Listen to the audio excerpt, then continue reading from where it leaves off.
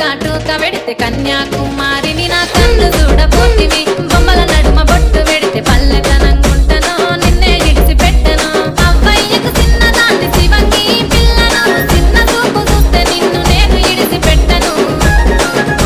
ఓ పిల్లగా అరరే ఓ పిల్లగా అమ్మో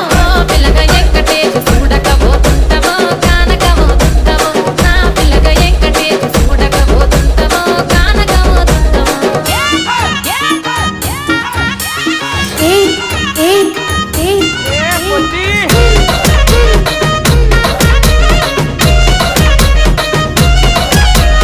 మన ఊరిలో నన్ను మించే అందం ఎవరికున్నదో అందగత్తె